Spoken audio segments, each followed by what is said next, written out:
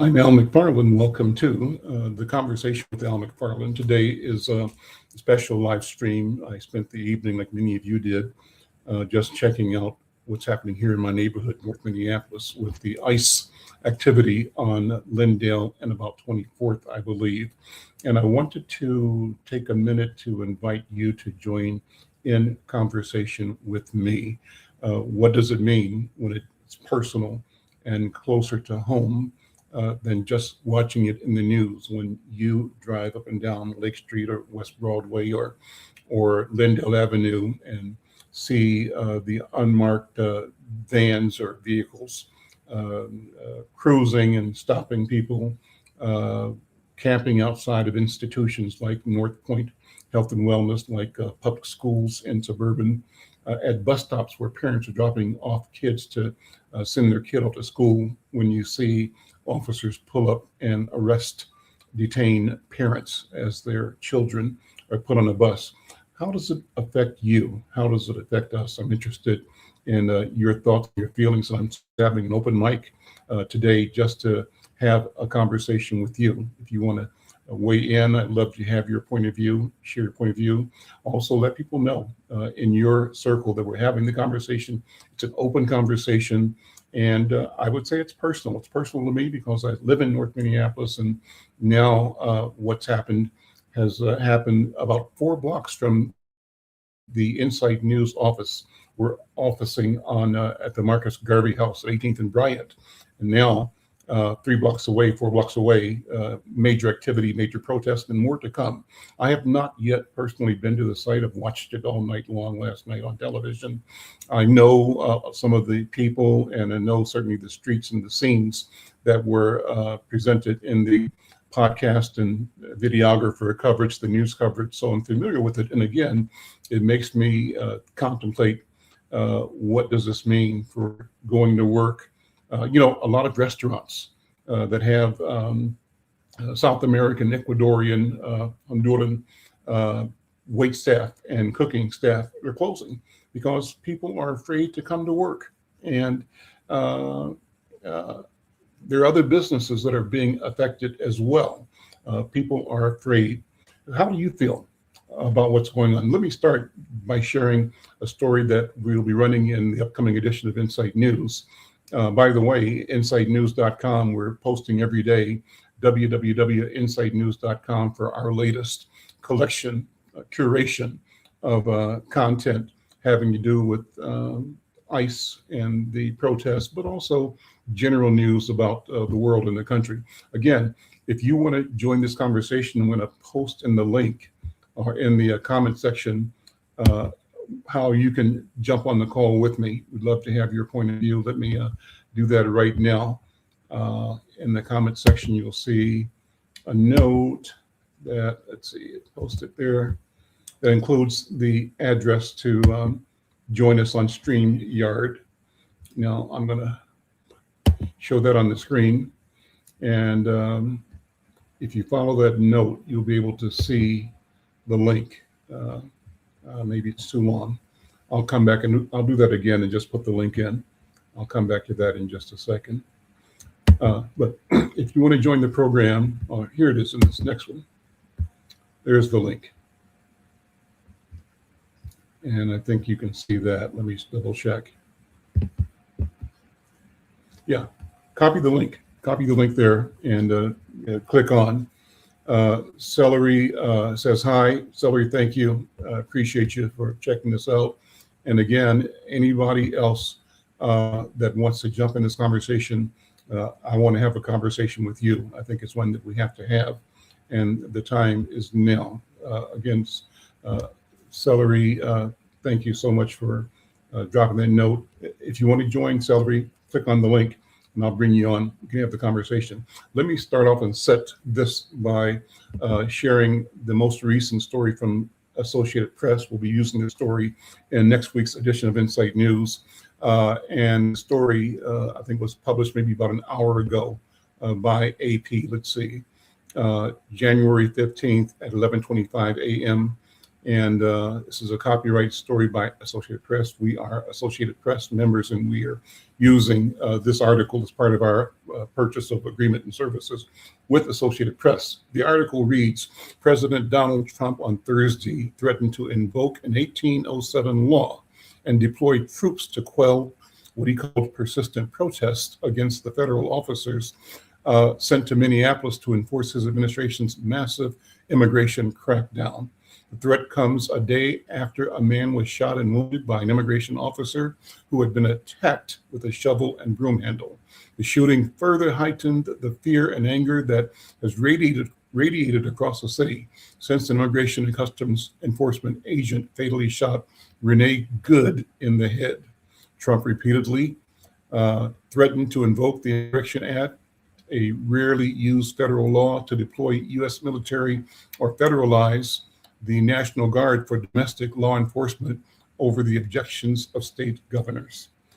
If enough corrupt politicians in Minnesota don't obey the law and stop the professional agitators and insurrectionists from attacking the patriots of ICE who are only trying to do their job, I will institute the Insurrection Act, which many presidents have done before me, and quickly put an end to the travesty that is taking place in that once great state. A quote from Donald Trump in his social media posts. Presidents have indeed invoked the law more than 24 times, most recently in 1992 by President George H.W. Bush to end unrest in Los Angeles. In that instance, local authorities had asked for the assistance.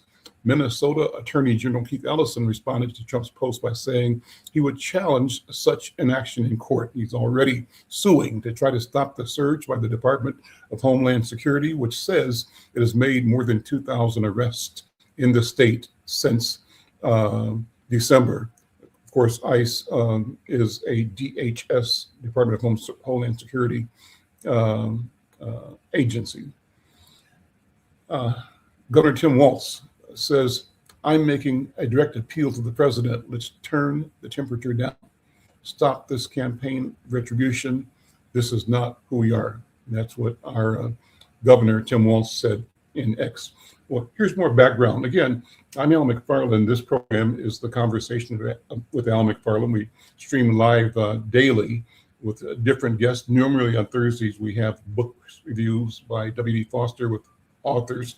Today, we're preempting that to talk to you about what's happening here in Minneapolis and around the country, around the world, as a matter of fact. So wherever you are, I'd love to have your input, your thoughts, and your comments. And I invite you to actually join the program by looking at the link and clicking on. If I can get you in, I will. A couple of notes here from the chat. So, this is from, and you can see this, I'll make it larger.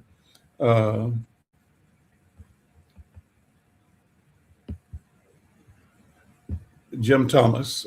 So the Trump administration has had a positive effect on my family and gas. Gas at $2 a gallon, eggs $1.99 a dozen, wages up, stocks through the roof, borders closed. Well, I guess you're happy, Jim Thomas, and thank you for sharing that. And for other people think you're happy, well, like Ryan says, congratulations, you're saving 20 cents. Well, if that's what a life is worth to you, then so be it.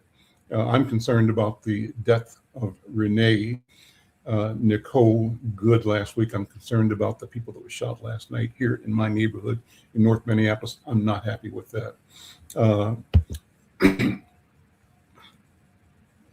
So, and I'm not sure, where Floyd 612 is coming from. He says he needs to do that. He also needs to declare martial law when he does it. So apparently, Floyd, you feel that the president is right in sending the ICE troopers, ICE enforcement officials into Minneapolis, but you're just saying he needs to declare martial law when he does it. Thank you for your comments. If you want to join and say it in person, we'd love to have you. You see the link, come on in and we'll bring you and your voice to our public. Sassy Mo 59, thank you for your comment, says everyone is a target in the U.S. Everyone. And here's another competing point of view, good for Trump and the American people. So, people are where they are. And people see the world the way they see it. They see it through their own lens, their own vision and version of reality and truth, and their own desire for opportunity. And, God bless everybody. And we think it's important to have conversations like this. Sassy Mo, I agree with you. She says Trump will be impeached by his own party. If they fail, I think they should. I don't believe they will, but if they shouldn't or don't, I think the Democrats have to develop the kahunas, the courage to take this thing to the hilt. And Nikki El Shabazz, Minneapolis citizens are not the enemy. That's how we're being portrayed by the president of the United States, and that's a tragedy. Raslin, thank you for your comments. And she says, thank you for your good work. Raslin, haven't seen you in a long time. Good to see you around here. Thank you for all you do and your family in the community. I'm Al McFarland. We're just hanging out today to talk about what happened yesterday. I see Tyrone Vincent he says he's a Black American in Portugal. And to him, what's happening here looks like a horror show. And I think you're right. That's a good description. I think people are feeling that horror and that terror in the community. So we'll see what happens.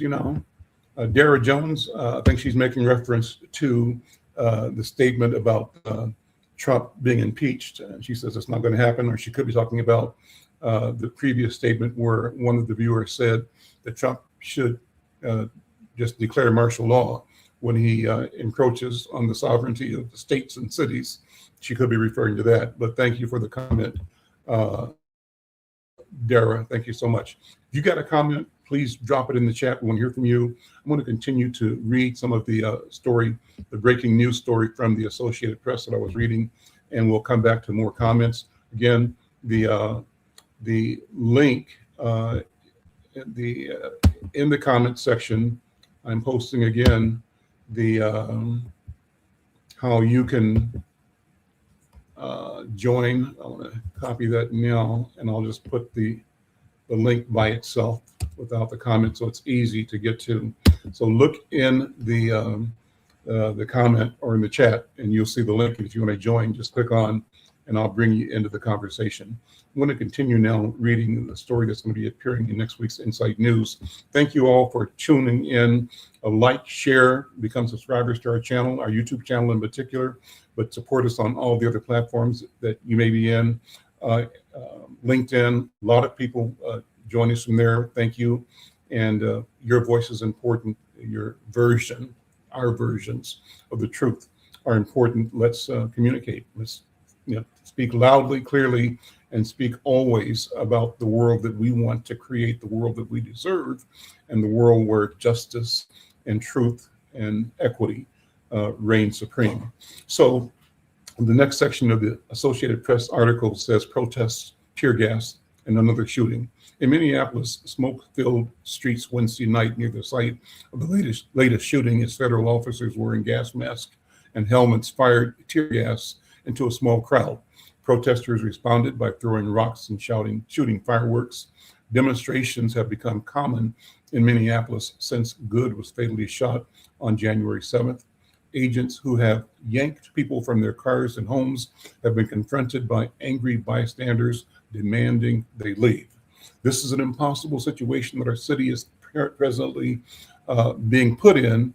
And at the same time, we're trying to find a way forward to keep people safe, to protect our neighbors, to maintain order, Minneapolis Mayor Jacob Frey said. Frey said the federal force, 5 times the size of the city's 600 police officer force, has, quote unquote, invaded Minneapolis, and that residents are scared and angry. Let's sit with that for a second. Can you imagine that? I just wasn't thinking about it. You see law enforcement, local police officers every day, up and down the streets when you make your rounds and in community.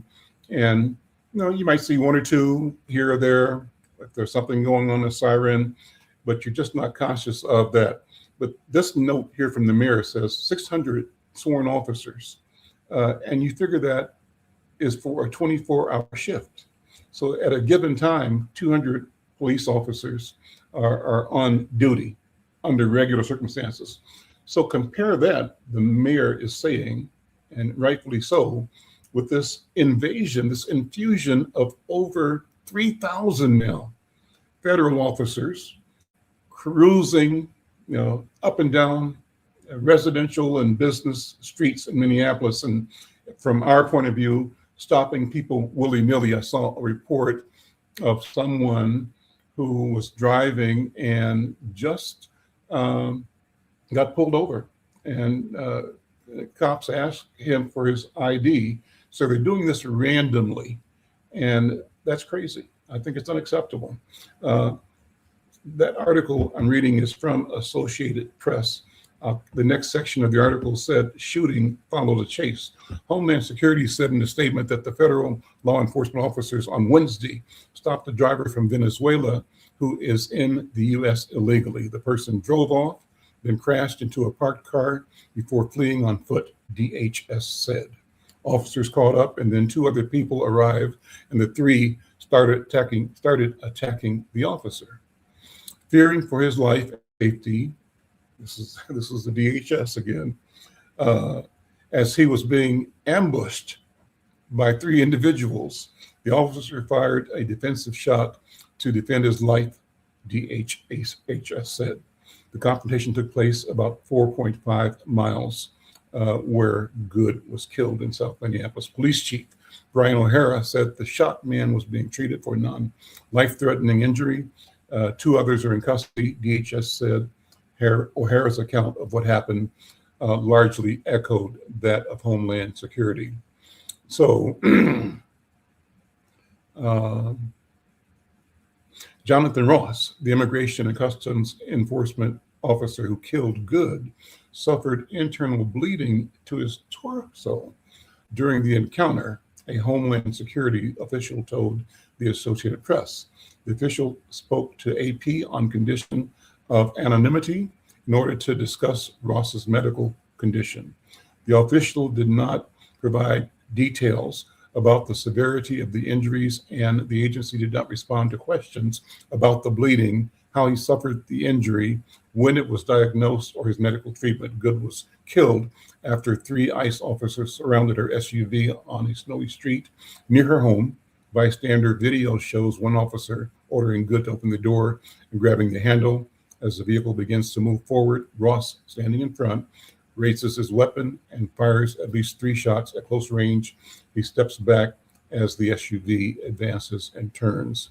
Homeland Security Secretary Kristi Noem has said Ross was struck by the vehicle and that Good was using her SUV as a weapon, a self-defense claim that has been criticized by Minnesota officials. Chris Modell, an attorney for Ross, declined to comment. Good's family has hired the same law firm that represented George Floyd's family in a $27 million settlement with Minneapolis. Floyd, who was Black, died after a white police officer pinned his neck to the ground in 2020. So that's the story from Associated Press. And it'll be in Monday's edition. The authors of the story, AP writers Steve Karnowski, Elena Durkin-Richer, Hallie Golden, and Amir Madani. A good story. We're keeping you up to date. I'm Al McFarland. This is The Conversation with Al McFarland. I'm talking about what happened here in Minneapolis. Our office is in North Minneapolis off of West Broadway and Bryant. We call our office the Marcus Garvey House. And I tell you that the incidents that unfolded last night, and I haven't checked yet what's going on right now. So if you're in the community, you're in the street doing something, hit me up. Just was to bring you in and have you part of this conversation. But last night, a person was shot. There were rumors that two people were shot, but apparently what I'm seeing now is a report that one was shot, and that's where we stand. If you're an eyewitness to any ICE activity, or how, if your organization, your institution has been impacted by the ICE presence, I'd love to have you join the conversation. The link is here. I'll place that where you can see it on the screen and leave it up in a couple of seconds here. So Let's go back to the chat and see what some of you are saying. Thank you for posting. I invite you all to like on YouTube or whatever medium you're on, and share and subscribe to our channel. So let's see, I'm going to go back up to the chat and kind of share some of Thomas Berry. Thank you, Thomas. Says we have to be collectively calm during this chaos. And I totally agree with you. You know, help one another and protect our families. Brother Thomas Berry, thank you. Thomas Berry is one of the champions of the reparations movement and of civic engagement in Twin Cities. Thomas, join the conversation. If you see the link here, come on and let me share, hear your thoughts. In fact, so if you see I'll put the link up here, Thomas, and if you can capture this to click on it, I'd love to have you jump in the conversation here. Here, I'll post it again, just a second. And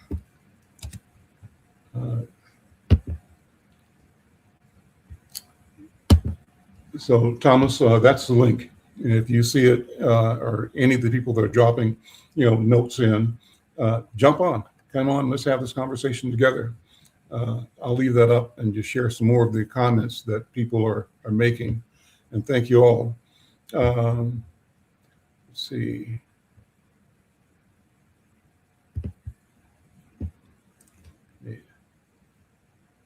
Go back to the scroll on the side here.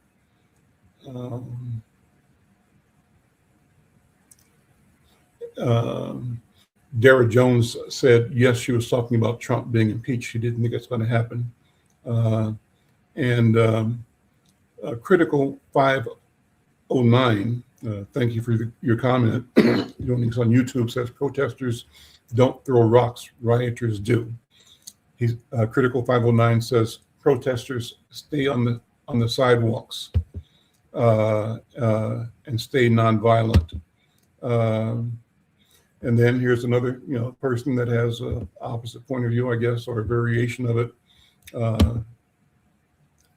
Tactical Toll says what's going on in Minnesota is retarded. What do you mean? Say more. Let me hear what your thoughts are.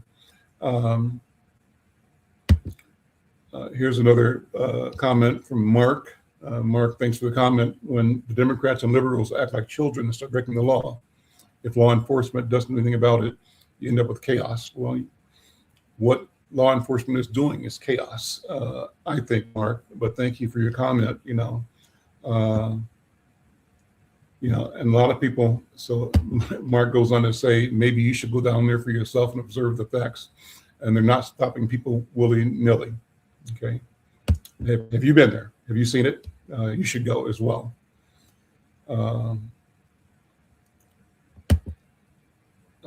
Mark continues, stop acting stupid and you won't get pulled over randomly. Okay, Mark. Cool. But Brett says people have a right to protest. Thank you, Brett. That's how the country was founded. I was listening to one of my favorite shows on Sirius XM 126. One of my favorite shows is with Greg Carr, I think, and a colleague in the morning. I'm also a part of a group called Narrative and Nubia. It's Black people that created a social media experience where we share information. And one of the phrases I've heard that resonates with me, I'm going to ask you to think about this as well. They're describing the process that is at the core of formation of this country, the United States, as a criminal enterprise. And that's a shocking thing to hear someone call our country, our government, a criminal enterprise. But think about it.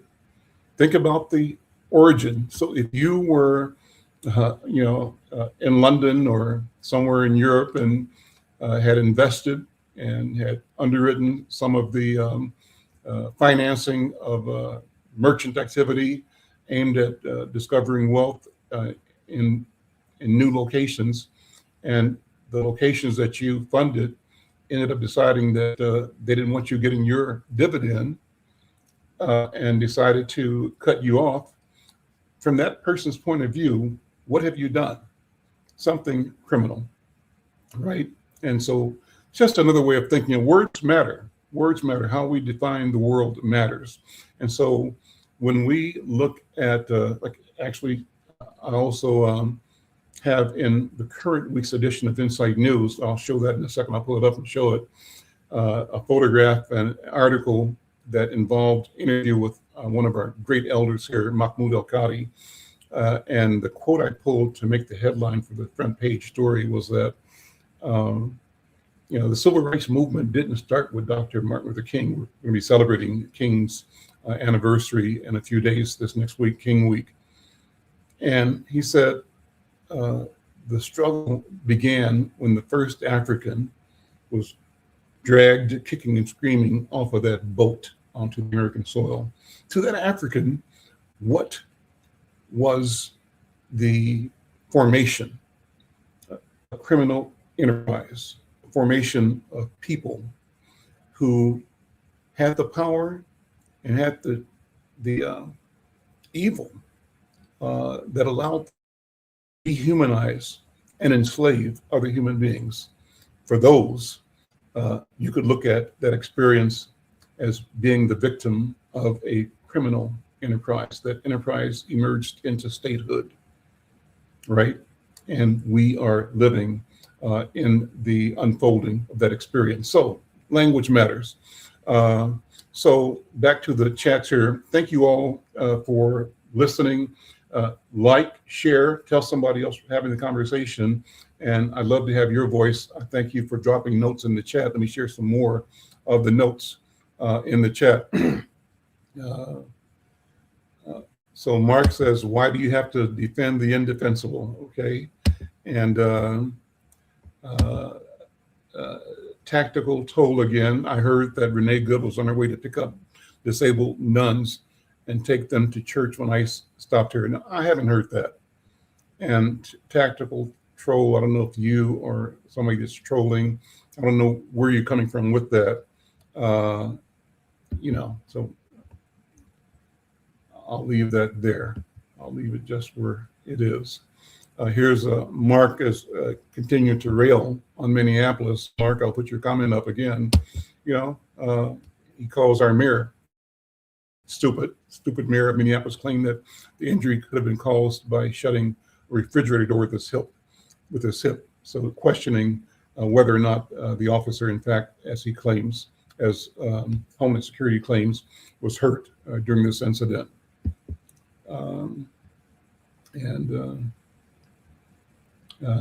Tactical troll again. So troll, I guess that's who you are. You're instigating. You've heard that ISIS shooting people of color for sport. So you know what? That's probably, thank you. And I don't know if there's any value there. So here's something, Dara Jones, thank you, Dara, for this comment. And this is worth talking about too. Dora Jones, Dora, thanks, Mr. McFarland. I've always said this, I'm going to continue to say it. This ain't our fault and it ain't our fight. Well, that's interesting because that conversation and that sentiment is really being expressed and debated widely in our community. And the question is, when is it our fight?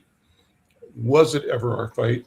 And what will it be in the future? And the question is, when they get done with the immigration issue, then what's next?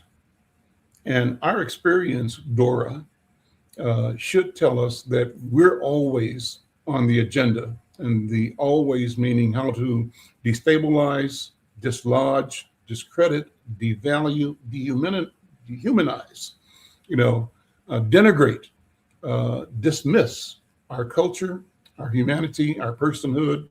And so if they attack it from the flanks, from the side, it's still ultimately an attack on humanity, and humanity is ours. That's what I think.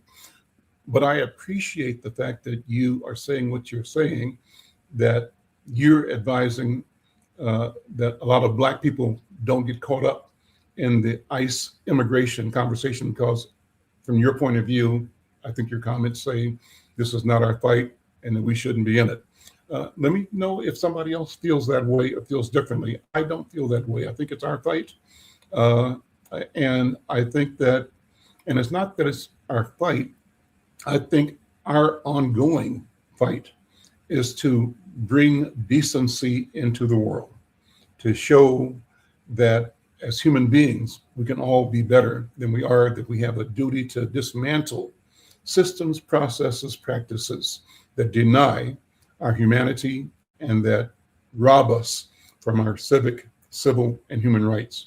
And and the rights that I'm looking for are never safe until those rights exist for every other human being on the planet. I think we got a role to play, but that's just my point of view, and I respect your point of view as well.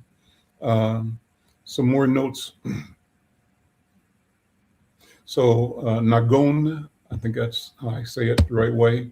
The push with ICE now is to create more violence. They want pure chaos and terror. I agree with you.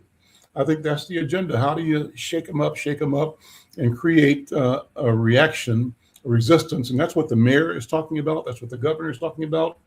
Police chief, don't give them what they want. Don't engage them in a pissing contest, because you probably won't prevail, in that situation as protesters. So how do we protest but not fall victim to the anger that their activities engender in us? And those are honest feelings we have, but how do we be smart and let the world know, and by letting the world know, create a pressure that supports change?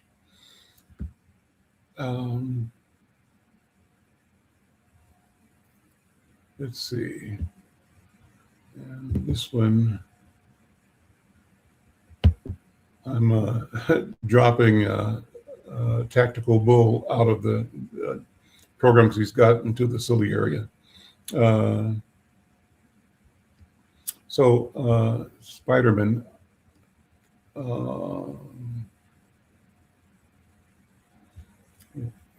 is making reference to view. Spider-Man, I didn't see your earlier post, so I'm not sure what you're talking about. You say you're not calling me a liar, but when you were speaking about ICE, you responded with your opinion. I must have missed it. I'll respond again. If you want to come on the show, Spider-Man, be glad to have you. The link I posted you can find the link in the chat, and come on and let's have a conversation. So this is interesting, there we go. So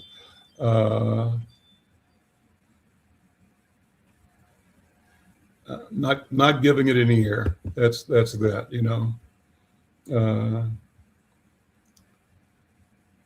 so the chat is kicking. A lot of people talking.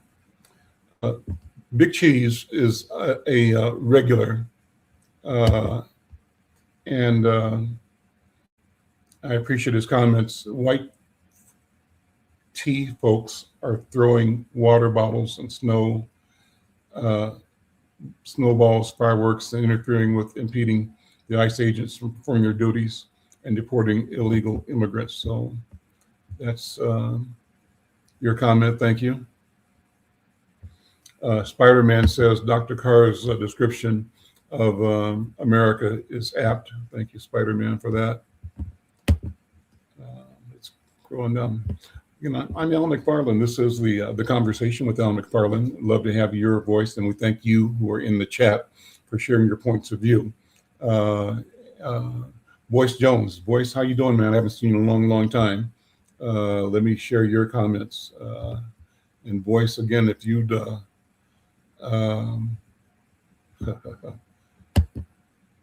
like to come on, hit the link, join the link. I'll put it up in a second. I'd love to have you actually in. So Boyce says the difference between Linden Hills neighborhood and the north side was evident in the fear in the eyes of ICE agents last night.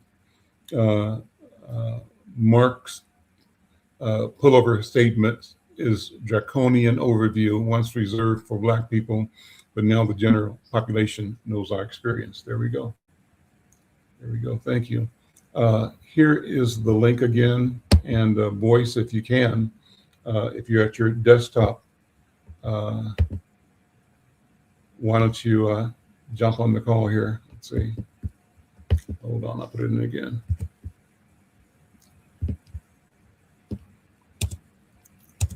And I'll post this.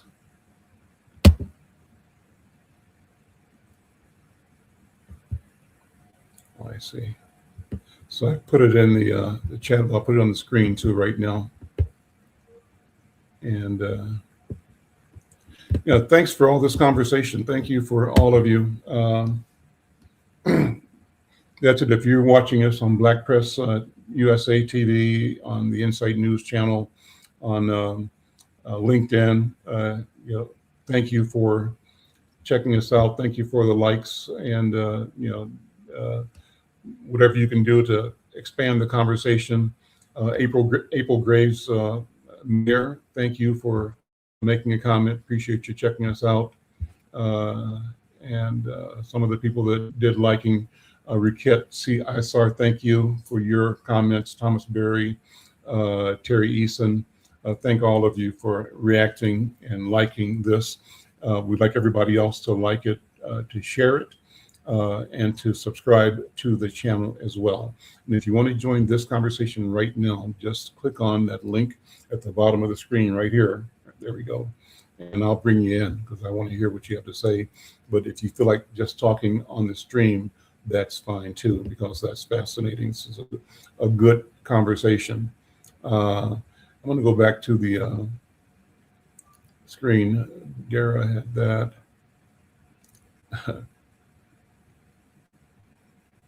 So, yeah, this guy, Dr. Gazongoa in Minneapolis, guess what, my friend, I'm dropping you. Don't need you. See you later. Don't come back. Don't need you. Okay. And who else is here? You know, so this was interesting. Carl D7I, love it or leave it. I hear Nigeria and Haiti await you. Well, is that supposed to be a threat? You know, is that a threat? Because it seems like our country has destabilized Haiti in particular, and has been in part responsible for the century-old imposition of tyranny on the Haitian people by supporting tyrannical dictators who allowed European and American interests to exploit the natural and human resources of the Haitian people. And they've done that consistently as a attempt to let the world know that these Africans in Haiti who overthrew the French army and gained their independence, and in doing so were responsible for the export of the idea of liberty and freedom throughout South America, who supported the players in Gran Colombia, the Colombian Bolivarian states of South America. And so there's something powerful and regenerative, despite the effort to destroy and abolish this character, this capability, the genius in Haitian people. Nigeria, 1 in 4 Africans on the continent are in Nigeria. I think 400 million, 500 million, and it's a rich resource, rich state, country.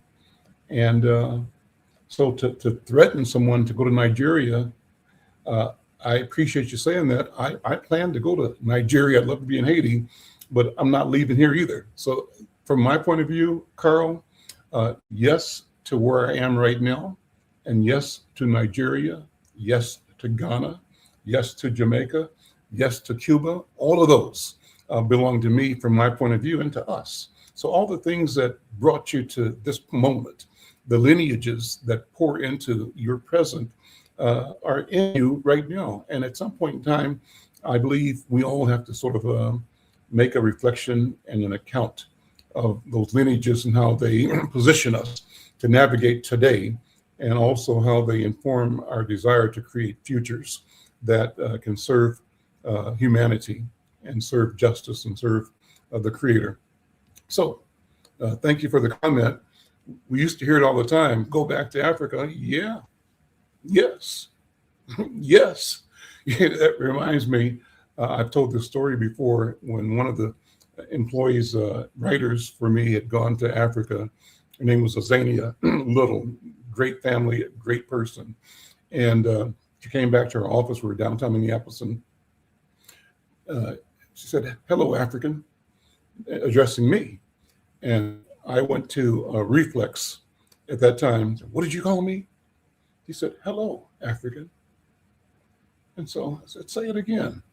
And the more she said it, the better it sounded. And the issue I bring this up is that this country, you, Carl, and the network that you represent, have tried to portray everything Black or African as insufficient, inferior, negative, and instill in Black Americans and other immigrants, and not other immigrants, but Black American and succeeding immigrant populations, this idea that white is righteous and that Black and non-white is what, second choice, third choice, whatever. But right now, the awakening happening in individuals here and around the world allows us to look critically at the systemic violence and, as I said before, criminal activity, crimes against humanity that come out of Western Asia.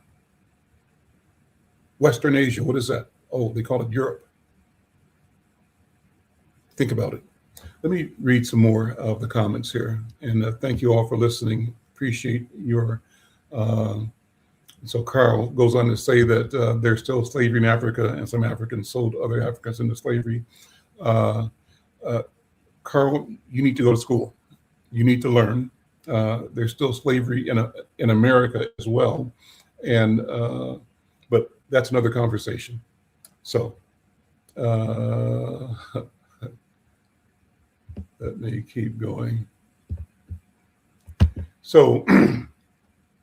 Big Cheese says ICE agents are not targeting the foundational Black American family because they targeted us before, Big Cheese. That's why law enforcement was created in this country, slave catchers. That was the reason the militia were formed, in order to catch and return people that escaped enslavement, and police forces emerged out of that. So, they're using that system and process to go after immigrants, but when they're done, it'll be back to business as usual, I guarantee you. And you and I will be the objects, if we let them, of their lunacy and their desire to control the world. For them, God was their idea, and they want to act like, anyway, I'll stop with that. So let's keep going. I'm Al McFarland. This is the Conversation with Al McFarland. We're just talking, kicking it with you, monitoring the chat. I read a piece from the Associated Press that will appear in next week's Inside News. I'm going to find another piece here that one of our writers has published that'll be in next week's paper as well. But I'm scrolling down the chat. Here's another one. Jerry Sally, Trump is trying to be a Hitler. Believe me, I'm from New York City. if you're black, this is your fight. Brother, I agree with you. I agree with you wholeheartedly. Then the response, though, however, is from my friend the Big Cheese. This is a new day. The foundational Black American is not putting on the cape for non-FBA groups, especially illegal immigrants. Well, we can agree or not agree on that, brother. But thank you for the comments. See, here's a here's a long comment, but I'll show it here. Any internal injury suffered by Agent Ross that contributed to his injuries, injuries he suffered in being dragged by his prior altercation with the subject. He has a history of not following protocol in his duties. He was also unholstering his weapon when she was backing up. He wanted to shoot her. He also walked to and from the crash showing no trauma or injury and then fled the scene. These are not protocols for federal police officers. Keep the peace and stop the chaos. Much respect to your paper. Thank you, Robert, for your comment. Thank you for that. Thank you so much for that. If you got a comment, we want to hear it, drop it in the chat. We've got a very lively, rich chat going on right now. And so just like you that, here's somebody responding to that. That's crap. It's the rioters' fault, and you know it. They're not peaceful protests. They're attacking ICE officers. That's what Gerald is saying. Okay. So what else we got here? I think I'm going to go to get a story that a couple of them that are written in our paper. I especially love the work of one of our columnists, Hallie Taylor Schlitz, a young attorney. She was formerly with the state AG's office. She's now moved into private practice with a major law firm here in Twin Cities, but she writes a column for Inside News regularly. And I want to pull, thank you, Big Cheese. You're saying the chat is on fire. Yes, it is. I agree. And we thank all of you who are in the chat. Keep the conversation going. We appreciate it. Boyce, again, another comment from you. Most onerous act by the good assassin was a statement. The most onerous act was a statement after firing the fatal shots. He uttered expletive to FB. So yeah. Horrible.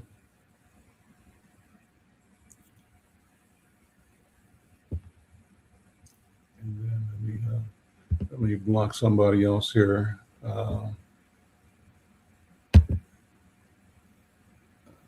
Ban the user, so that person's gone forever. Don't need you.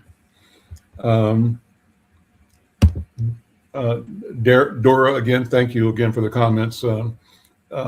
See, they don't even like us when we're out there putting our lives on the line for them, and they still think, I guess this is America owes African American descendants of slaves, and we still out here fighting for them. They need to cut that check, Mr. McFarland. Okay, so you're saying we're doing the work for building freedom and equity, but we need to get paid, and that's a difference. The difference between Haitians and Nigerians from FBA is that those non-FBA groups flee from white supremacy, and the FBA never flees. We have a history of resistance against white supremacy.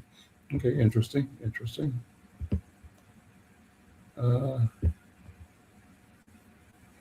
And a response to the Big Cheese, you seem to forget the Haitian Revolution, 1804, signaled the end of slavery in the Western Hemisphere.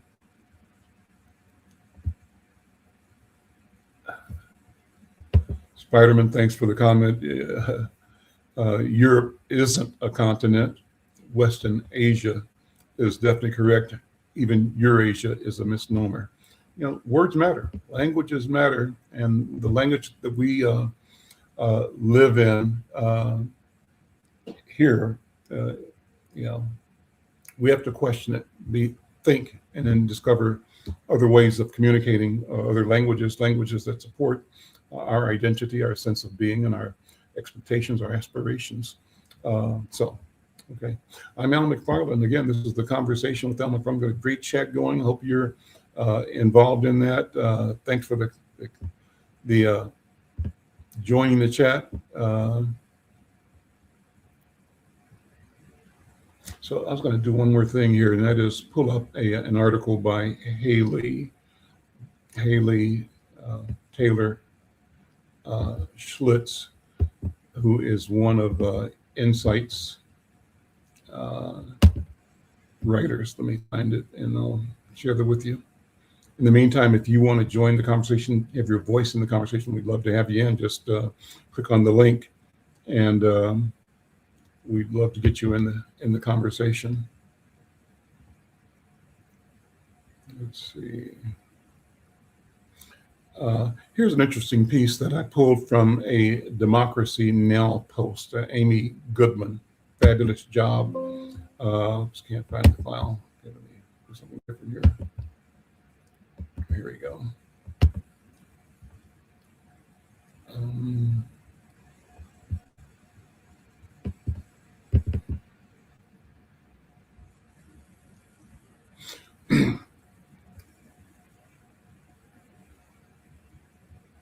I think this piece is from Haley. Just let me double check to make sure. No, that's not it. This is a piece that we put together. It's a staff piece. I'm trying to find a couple of good commentaries in our newspaper that I think you'd enjoy. But wherever you are, go to Inside News and pick up our paper. Check us out, and support the businesses that support our newspaper, so that we can keep doing the work we do. And the same thing on this channel. Let's see, that's not it. Still scrolling through my directory here for a story. A second here. So here's one that we rewrote from a post about Democracy Now! And it's an interesting story. I think you'll like it. I'll just read part of it. Some pictures go with it. But the headline of the story says, "Inside the ICE Hiring Blitz, Minimal Vetting, Maximum Controversy." When freelance journalist and military veteran Laura Jadid walked into a U.S. Immigration and Customs Enforcement ICE recruitment event in Texas in August of 2025, her intent was simple: to see what it took to apply for a job with one of the most controversial law enforcement agencies in the United States. What she encountered, she later wrote, raised grave questions about how the agency, in the midst of hiring surge, is recruiting and vetting new agents. At the Immigration and Customs Enforcement Career Expo outside Dallas, recruiters promised on-the-spot hiring, signing bonuses of up to $50,000, and a chance to serve as deportation officers. Jadid, a U.S. Army veteran with 2 tours of Afghanistan, submitted a resume, completed a brief interview that lasted roughly 6 minutes, and assumed she would never hear back, particularly given her outspoken criticisms of the Trump administration and hardline immigration enforcement. But several days later, she received what appeared to be a tentative job offer, despite never signing any paperwork, filling out required forms, and completing a background check, or even formally accepting the offer. Within weeks, she was summoned to a pre-employment drug test, which she took despite knowing she might not pass. When she logged back in to the hiring portal out of curiosity, she discovered something extraordinary. Her status was listed as having entered on duty as a deportation officer, and her background check was shown as scheduled in the future. It seems like the answer to the question, who are they hiring, is they don't know, Jadid told Democracy Now! Host Amy Goodman, describing her shock. So the story goes on. That story is going to be in Monday's Inside News. It's actually online right now at insidenews.com. But isn't that amazing? And so, we're making jokes about it. The commentators are about who they're picking up, where they're getting these guys from. What we think that, the first number of hires for the goon squad for ICE were the J6ers, the people that he pardoned, and now is paying back with $50,000 signing bonuses, and they've got an axe to grind. So that story just tells you that they simply, are picking up anybody, and they're not doing professional work in vetting and hiring people. It's a show. Here's another piece that I have posted online today at InsideNews.com. It's kind of a ICE protest roundup, and so I'll kind of share with you as we continue some of the key elements that happened here in Minneapolis on January 14th. For example, it says, my article says, traffic stop chase shooting on 24th Avenue in North Minneapolis. What happened? Federal immigration officers attempted a targeted traffic stop in North Minneapolis around 6:57 p.m. Events escalated into a chase and then a confrontation outside and near a home on the 600 block of 24th Avenue North, where a man was shot in the leg by a federal immigration agent. Minnesota BCA and the FBI were reported on the scene, involved in investigation activity. The DHS version of the same is that DHS says the man, described as a Venezuelan and lacking legal status, fled the stop. A struggle occurred, and two bystanders allegedly joined in with a snow shovel and a broom handle or broomstick, leading the agent to fire in self-defense. That's their version. The local witnesses' accounts, disputed elements are these. North News reported a 9/11 call via translator from a man's wife claiming agents followed him, hit his vehicle, and then shot him. The article also reports federal agents later entered the residence and he was transported to a hospital. Another community news source, Sahan Journal, includes neighborhood witnesses of a pursuit and hearing gunshots, plus uncertainty about the details, such as who used the broom or the shovel. The broader operation context, including North Minneapolis, is this. Local state officials describe a large federal surge operation across the Twin Cities, including Minneapolis, with allegations of aggressive tactics, stops, and arrests. The city of Minneapolis says Operation Metro Surge began in December 2025, bringing thousands of masked, armed DHS agents and ICE and CBP, Border Patrol, conducting raids and stops. The city and state allege unlawful actions and major public safety impacts. A PBS Associated Press report says the major surge is the largest immigration operation, and that report was January 6th. And DHS has reported on January 14th a release highlighting that the arrests in Minneapolis, highlighting arrests in Minneapolis, what they're doing.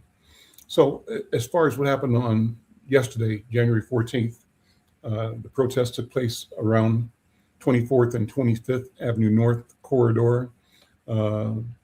Reports describe crowds gathering quickly after the shooting, with community alerting, organizing, social media whistle warnings mentioning as a tactic for North Minneapolis. There were clashes and crowd control activities. ABC News reported that an unlawful assembly with fireworks and rocks thrown and law enforcement using crowd control measures.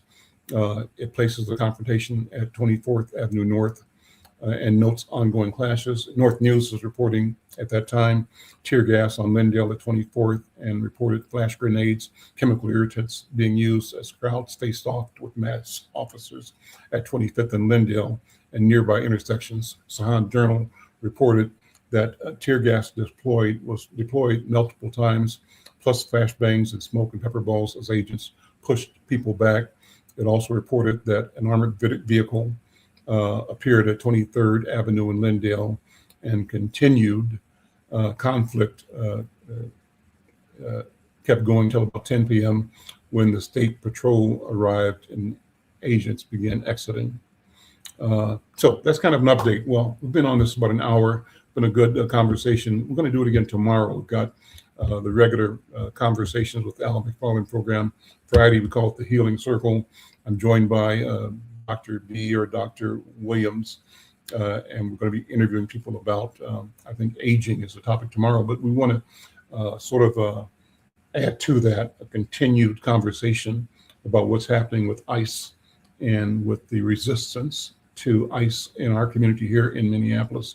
I want to thank all of you who have tuned in and been involved in a lively chat. And if you would, again, thank you, Nagoni 11. Yeah, thank you. Appreciate your comments. And again, I think we should do this, more. I mean, if you think we should do it more, drop me a note. I mean, we don't have to do it just at 1 o'clock. We can stream anytime, night or day. If you think it's important for us to meet and have a conversation and to, throw back and forth, because as we've seen here, different points of view, and that's okay. It's healthy. I encourage everybody to feel how they feel. I encourage us all to be respectful and not be intentional, in our in trying to devalue other human beings. But I think we have to be intentional and have good conversations. So thank you all for being here. Again, drop me a note, and we'd love to have you with us tomorrow. We'll be here tomorrow at 1. With there's something happening tonight, we might go live again tonight and just continue this conversation. If you're interested in it, give me a quick thumbs up right now, if you would. If you think it's worth going tonight, again, if things are happening in the community, let me know, and we certainly will come back. Okay. I'm Al McFarland. We'll see you next time. Take care. Bye-bye.